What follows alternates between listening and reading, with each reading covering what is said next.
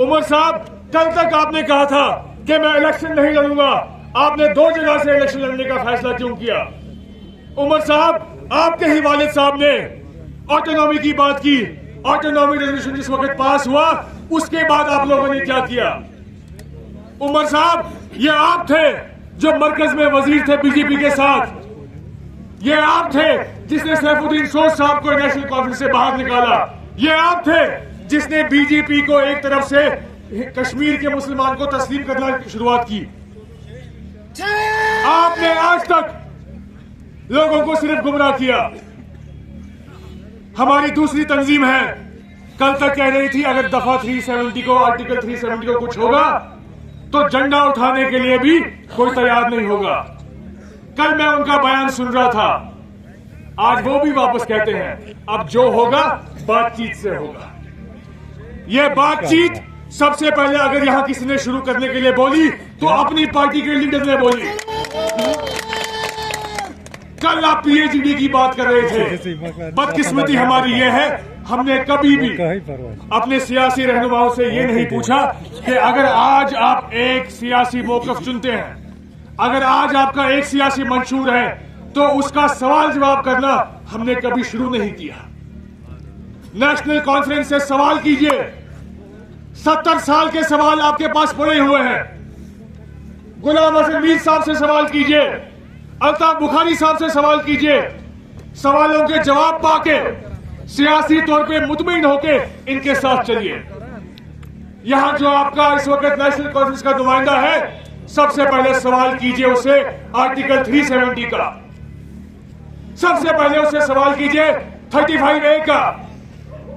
बाद में हम बात करेंगे गैस सिलेंडर की। आज उमर साहब कहते हैं मीटर की बात मेरी आंटी ने लगाया है, उसने लगाया। आपको लोगों ने, चाहे गुलमर्ग के हो, रफियाबाद के हो, बारामूला के हो, आपको आम लोगों ने उस मुकाम पे पहुंचाया है, आंटी ने नहीं पहुंचाया है। हम सवाल करने को डरते हैं। बुनियादी गलती शायद कहीं हमारी ही है।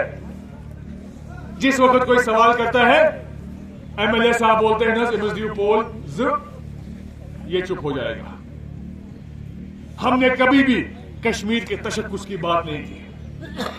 जिस वक्त आपका एमएलए साहब आएगा, उससे एक ही चीज पूछना, ड्रेन, बंद, पोल, ये उसका काम नहीं है। उसने वोट लिया आर्टिकल 370 वापस लाने पे। आज कहते हैं हमारे पास क्या है, 2 या 3 वजीर कश्मीर सूबे से है, मगर लड़ाई तब भी है।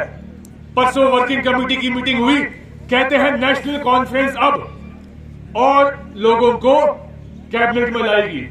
अगर आप एक तरफ से कहते हैं कि हमारे वजीर के हाथ में, हमारे एमएलए के हाथ में कुछ नहीं है, तो कैबिनेट एक्सपेंशन क्यों करना है आपको? माने आपके पास बराबर ताकत है, मगर आपकी ताकत आपके वर्करों के लिए है, आम आदमी के लिए नहीं है। आपकी ताकत अपनी तंजीम के लिए है, कश्मीर के तशक्कुस के लिए नहीं है। आपकी ताकत अपनी कुर्सी के लिए है, कश्मीर के मामूली इस आम आदमी के लिए नहीं है। आपकी ताकत आपकी आंटी के लिए है, आपके घर के लिए है, बड़े बड़े उन लोगों के लिए है जिन लोगों ने आपको इलेक्शन में फर्क दिया। मगर इस आम आदमी के तशक्कुस के लिए, रिजर्वेशन के लिए, वक्फ बिल के लिए, आर्टिकल 370 के लिए आपके पास ताकत नहीं है। उस वक्त आप लाचारी का वो मुजस्मा पेश करते हैं कि हिसाब नहीं। मगर कमरे में बैठ के आप सब लोग, यहां जितने भी नेशनल कॉन्फ्रेंस के एमएलए हैं, सब ने सूट बूट तैयार करके रखा है कि मैं आज या पगा खलब करूं। छाप पूछ कितना, हाँ शहरीशा तैयार करना। अगर ताकत नहीं तो हलब की चीज का उठा। अगर आपके पास जो इस वक्त कश्मीर के 3 या 4 इस वक्त वजीर है, उनके पास ताकत नहीं, तो एक्सपेंशन किस बात है? ये सवाल करो। अगर सवाल नहीं करोगे, जो इस वक्त हम अपना हाल देख रहे हैं, अगर हमारा हाल खराब है, ये इसलिए है क्योंकि माजी में हमने सियासी गलतियां की, इसलिए हमारा हाल खराब है। और आने वाले कल में हमारे बच्चे, हमारे भाई हमें भी उस गलती का निशान ना बनाए, हमें उस गलती के लिए कसूरवार न ठहराएं। इसलिए मैं कहता हूं, जिस भी तंजीम के साथ आप जाओगे, मैं नेशनल कॉन्फ्रेंस की बुराइयां करने अपनी पार्टी की अच्छाइयां सुनाने नहीं आया हूं। मैं एक ही चीज कहने आया हूं आपको, कश्मीर के लोगों को मैं एक ही चीज बोलना चाहूंगा, नेशनल कॉन्फ्रेंस हमारा दीन नहीं है। अगर शेख साहब पे कोई उंगली उठाता है, इसमें कोई शक नहीं, सबसे बड़ा लीडर अभी तक कश्मीर में अगर कोई पैदा हुआ है शेख साहब, मगर हमारा हक है हम नेशनल कॉन्फ्रेंस पे उंगली उठाएं। यहां गुलाम हसन मीर साहब हैं, रफी मीर साहब हैं, दिलावर मीर साहब हैं, ये नेशनल कॉन्फ्रेंस का हिस्सा रह चुके हैं, मगर जिस वक्त इन लोगों ने उंगली उठाई, इनको दरवाजा दिखाया गया। ये दीन है क्या हमारा? मैं नहीं मानता नेशनल कॉन्फ्रेंस को अपना दीन। मैं दीन अपना मानता हूं जिसका कलमा मैं पढ़ता हूं। नेशनल कॉन्फ्रेंस वालों को बोले क्या किया आपने?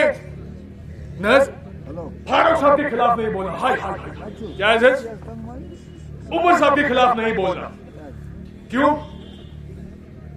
जो भी सियासत में आएगा उसके ऊपर तनकीद भी कर सकते हैं, उसके ऊपर उंगली भी उठा सकते हैं, उसके ऊपर उसमें खामियां भी होंगी, खूबियां भी होंगी, मगर मैं आप लोगों को बोलना चाहूंगा कि एक आवाज बन के जिस भी तंजीम का दामन थामो, सियासी तौर पे मुतमईन होके, अपने इस सियासी सवाल जवाब को मुतमईन करके, अपने तशक्कुस को, अपने इक्तिसादी हालात को, इन सब चीजों को देख के अपना फैसला करना। सबसे पहले आज इस वक्त रिजर्वेशन की बात होती है, वक्फ की बात होती है। नेशनल कॉन्फ्रेंस से मैं पूछना चाहूंगा, रिजर्वेशन के बारे में आपका क्या मौक़िफ़ है? आज कहते हैं हमने इसका इतना उतारा, उसका इतना उतारा, क्या कर रहे हैं आप? आपसी इस जंग में जो आपके घर में इस वक्त गन मची हुई है, आपने कश्मीर के तशक्कुस को खत्म कर दिया है। नेशनल कॉन्फ्रेंस पिछले 1 साल से सिर्फ इसी चीज में लगी है, कौन भागेगा, कौन निकलेगा, कौन क्या बोल रहा है, हमें उसके साथ क्या करना है कि आपके घर में क्या हो रहा है।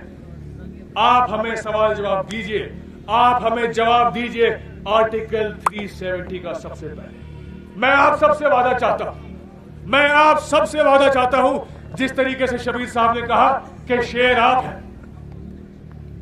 मैं आप सब लोगों से वादा चाहता हूं कि जिस वक्त नेशनल कॉन्फ्रेंस का कोई भी नुमाइंदा यहां आएगा तो हमारा ये लश्कर, हमारी ये फौज अपनी पार्टी के लिए नहीं, नेशनल कॉन्फ्रेंस की जिद से नहीं, किसी तंजीम की जिद से नहीं, मगर अपना बुनियादी हक समझ के नेशनल कॉन्फ्रेंस के इस नुमाइंदे को सवाल जवाब करेगी और कश्मीर के तशक्कुस के बारे में जो उन्होंने बात की है उसका हिसाब लेगी। सिर्फ और सिर्फ हिसाब लेना शुरू कर लीजिए, इंशाल्लाह इस कौम की तकदीर खुद बदल जाएगी।